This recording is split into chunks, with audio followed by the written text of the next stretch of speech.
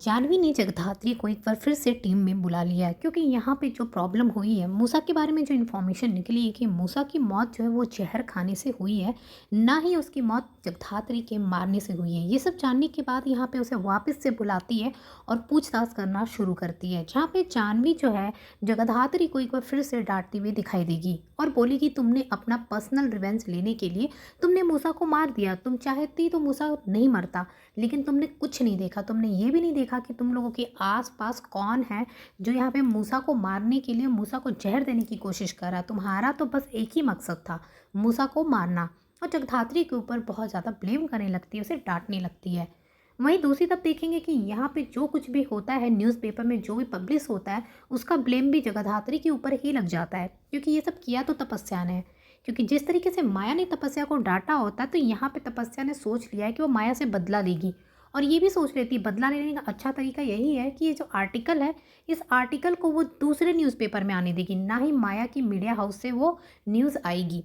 तो साक्षी मित्तल को वो न्यूज़ दे देती है और साक्षी मित्तल उस न्यूज़ को पब्लिश करवाती है, जिसकी वजह से यहाँ पे सबको ये लगेगा कि ये अगर माफ़ीनामा मांगना था तो इन लोगों ने अपने मीडिया हाउस से क्यों नहीं छपवाया ये न्यूज़, इसने किसी और को क्यों दिया। तो यहाँ पे बहुत ज़्यादा बदनामी होती हुई दिखाई देगी।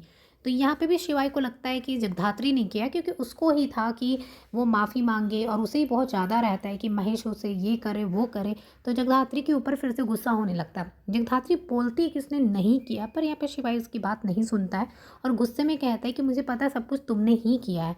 अब यहाँ पे शिवाय जो है जगधात्री की बात को भी सुनने को तैयार नहीं है और उसे कमरे में फिर से बहुत डांटता है और उस पर ब्लेम भी करता हुआ दिखाई देगा।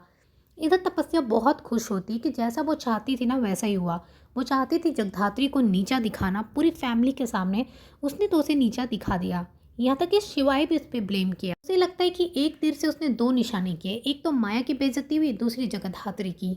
अब यहाँ पे देखेंगे जो जानवी है वो इस केस को इन्वेस्टिगेट कर रही है, अच्छी तरीके से जानने की कोशिश कर रही कि मूसा को जहर किसने दिया, क्योंकि यहाँ पे मूसा को जो जहर देने वाला था वो कोई और नहीं, देशमुख हाउस से ही था। जगधात्री तो इस बात को सुनने के बाद और भी ज़्यादा शॉक्ड हो जाती है और यहाँ पे वो और भी ज़्यादा छानबीन शुरू कर देती है इस फैमिली के खिलाफ। महेश देशमुख के बारे में ये भी जानने की कोशिश कर रही है कि वो आखिरकार अपने जन्मदिन के दिन, बर्थडे के दिन सुबह सुबह कहाँ जाते हैं वो हर साल। घर वालों को तो नहीं पता, ना ही वो जानने की कोशिश करते, लेकिन जगधात्री को ये बात जानना है। तो जगधात्री ने अपनी टीम से कहा है कि तुम ये पता करने की कोशिश करो कि वो कहाँ गए थे उस दिन।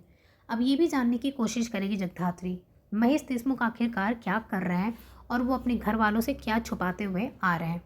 अब ये देखना है कि कैसे यहाँ पे ये बात पता चलेगी कि मूसा को जहर देने वाला इंसान कौन था, कौन है जो मूसा को जगधात्री से पहले ही मार चुका था।